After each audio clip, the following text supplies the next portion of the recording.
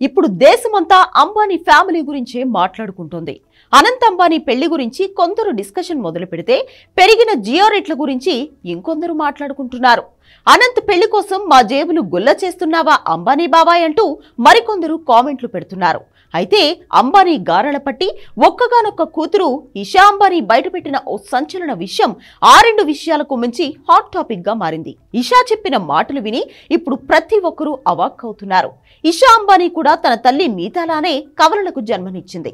అయితే ఐవీఎఫ్ ద్వారానే తాను తల్లి అయ్యానని, కవలలకు జన్మనిచ్చానని ఓ ఛానల్ కు ఇచ్చిన ఇంటర్వ్యూలో చెప్పింది ఇషా. ఇక ఐవీఎఫ్ విధానం గురించి ప్రతి ఒక్కరికి అవగాహన కల్పించే ప్రయత్నం చేసింది. ఐవీఎఫ్ పద్ధతి చాలా కష్టంగా అనిపించిందని, తను చాలా అలసిపోయానని చెప్పుకొచ్చింది. ఐవీఎఫ్ గురించి మాట్లాడడానికి గాని ఎలాంటి మొహమాటం అవసరం లేదు అని కుండ బద్దలు కొట్టింది. నేటి ప్రపంచంలో ఆధునిక సాంకేతిక పరిజ్ఞానం ఉంటే పిల్లల్ని కనడానికి దాన్ని ఎందుకు యూజ్ చేసుకోకూడదని ప్రశ్నించింది ఈషా. ఇది మీరు ఆనందించే విషయం కానీ దాచాల్సిన విషయం కాదని తన మాటలతో స్ఫూర్తి నింపింది.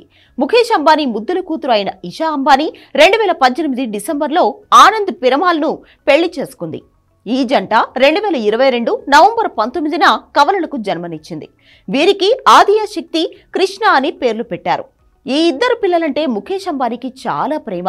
అయితే ఇప్పుడు ఇషా బయటపెట్టిన విషయంతో అంబానీ మనవళ్లు ఇలా పుట్టారా అంటూ నెటిజన్లు ఆశ్చర్యం వ్యక్తం చేస్తున్నారు. ఇషా మాటలకు ఫిదా అయిపోయారు. ఐవీఎఫ్ మీద అవగాహన కల్పించేలా మాట్లాడిన మాటలపై ప్రశంసలు గుప్పిస్తున్నారు.